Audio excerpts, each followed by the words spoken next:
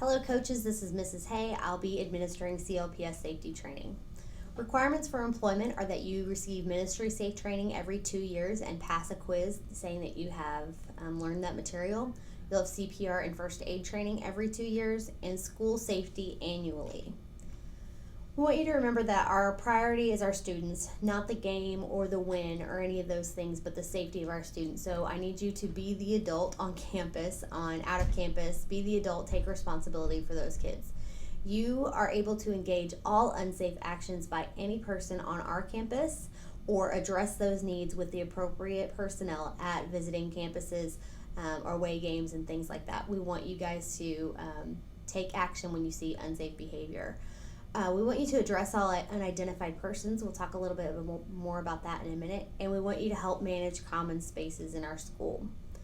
For general safety, we need everyone to enter through the front doors only. They also should exit through the front door. After practice, if you're using the gym, students should not be exiting through the outside doors, but you need to make sure they're going back out through the lobby out to the front to meet their parents or pick up. All adults without a school-issued badge have to come to the front office for approval and to receive a visitor's badge. If you have identified parents, that's fine, but any unidentified adults, they are not just allowed to be in the gym or anywhere near your students if they've not been approved and have a safety badge. So you can escort them away or send another coach to escort them out of the gym and away from all students to the front office if the front office manager is still here, or all the way out of the building. But other unidentified adults should not be near your students at any time. Even church staff, they need to be wearing a visitor's badge. Coaches, something new this year is that we're going to have you using RenWeb for your communications, meaning that if you're going to email the whole team, you'll need to use your clps.info email address and send group emails through RenWeb for the first communication. There's a tutorial on how to do that on our coach's website, on the CLPS family website. And then once parents are responding or asking you individual questions, to go through Google but signed in as your clps.info to communicate with them. Please do not use your personal email address to address your teams any longer. We want you to do that through RenWeb. We'll only be texting through safe apps. I'll talk about that more in a second. You need to keep your emergency bag with you at all times. That was issued by the athletic director with your safety supplies and your emergency information. All of the students' medical information lists that are printed through RenWeb should also be in that binder. You can get those through the athletic director. And then get parents or other adults involved in your sport whenever possible. They can help you to cover large practice areas, to help manage unruly adults, or just lend a helping hand if someone is injured. You have somebody else that can help stay with the team while you're dealing with an injured student. And then keep your athletes safe at our games and against other teams. On our campus, you have the absolute prerogative to end a game or pause a game to deal with safety concerns or unruly crowds. You can talk more with Mr. Henry, our athletic director, about that. But the safety of our students is our major goal, and so if a crowd is getting unruly, we want you to be able to move our students away from that situation. So more information on that to come. But even at other campuses, if it means that the game is over because things have become unsafe, you have the prerogative to do that. Students should be wearing shoes at all time on campus. I know that they are changing sometimes between school shoes and athletic shoes, and they may be tempted to walk around without shoes kind of before practice has officially started. I really love for you to discourage that. The amount of foot injuries, toe injuries, broken toes, things like that happen, those are really easily avoidable, and so students really need to be wearing shoes at all times. And the indoor playground just needs to be off limits to all the students while on campus. When you're interacting with students, please remember your ministry safe training about how to engage students and how to do that appropriately. Avoid being alone with students away from public view. You can have a conversation to the side privately with a student who needs some interaction, but you may not do that away from the view of others. So always be in public view. High fives, side hugs, fist bumps, great ways to say hello. Any other contact should be discouraged. And do not engage with students on social media or through cell phones individually. What that means is that you cannot directly text students, even if you have their phone number, unless you have express permission from their parents because you have a relationship outside of the school, like through church or something like that. So you can use apps like Remind, WhatsApp, or group messaging that is approved by parents to communicate with students. But we highly recommend you using some sort of group messaging app where students have to opt in and you are not able to contact them directly. It's a safeguard for you. After school or after practice, students should wait for pickup inside the building. They should not be outside under the portico or waiting on the benches for their parents to come. We just don't have as much oversight for them. Coaches should be waiting for all their students to be picked up before they leave campus. All of our students need to be accounted for. They are your responsibility until they're in their parents' hands. You have elementary students, their parent, like whoever's picking them up must show a security badge to pick them up. Students can't congregate in the auditorium or stay in the gym or any other areas besides the school lobby. So right after practice, they need to go to the lobby to wait for their parents. They can't be anywhere else on campus. And then that's true anytime during the day. Students have to wait in the lobby, and no students are allowed inside your gym unless they are with a teacher or they're in one of your practices. So you can feel free to ask any other students to leave the gym if you're trying to start practice in there and they're not supposed to be in there.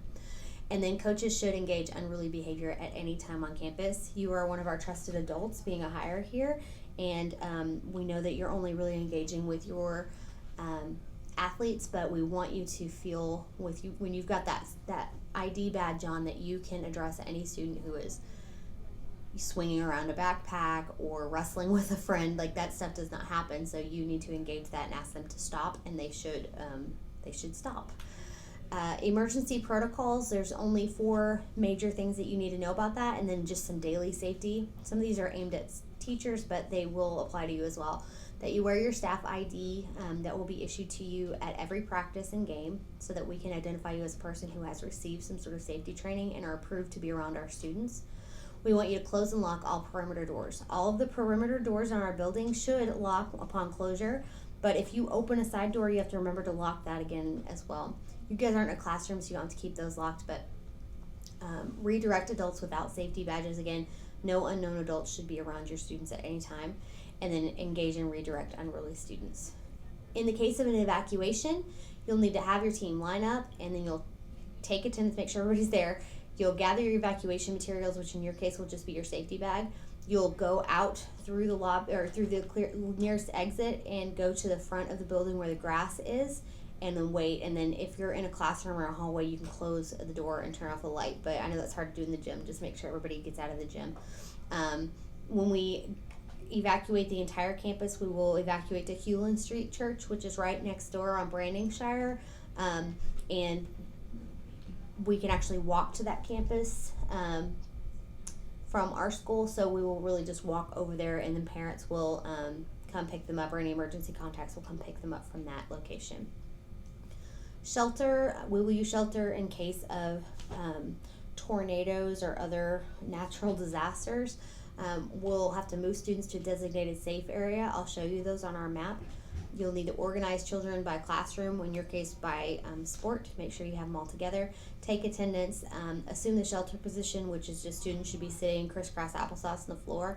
And when the storm comes over, if the storm comes over, they should crouch and cover their necks. And then seal all windows and doors. But all of these emergency locations that I'll show you, there are no windows and doors, so you should be okay. So this is the first floor. You can see at the top is the full court gym where most of you will be. You can see the evacuation routes are clearly marked with the red arrows on where to go. But all of those areas there that you see with blue triangles are safety areas for tornado shelters. Okay, so notice no place in the gym is safe from tornadoes because they have these exterior walls. The safest place for you guys to do is to go through this door into the cafe and assemble in the cafe. If it's during the day, there'll be lots of other students in this room, so it's going to get really tight. When this room overflows, we will flow into the offices. When the offices are full, we'll put people in the bathrooms, and in this room, 117, that was previously the weight room. I think there's still a sign up here for a weight room.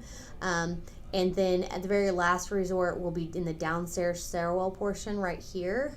And this children's game room is now the 1-to-1 room that used to be called the cave that's right off of the gym. So Again, the first priority is go to cafe, and then the offices. If those are full, we will redirect you where you should go. But if there are no admin on campus, go into the cafe and assume the shelter position is the safest room on campus for that. For secure perimeter, that's if there's some sort of unsafe event outside of the school. Everyone outside must move inside. We'll lock all the perimeter doors, take attendance, and we will contact authorities. Like if there's an active shooter outside or other event, we'll contact the authority, and then no one in or out, no matter what. For lockdown, that's in case there is a menacing person on campus. You guys will need to barricade yourselves into a room. So I'm going to go back here. If we were here, we would barricade in cafe. You need to barricade these exterior doors. And if that is not accessible, you would need to come into the auditorium. We'd barricade in this room. And if that is not accessible, you come into the offices and barricade in here.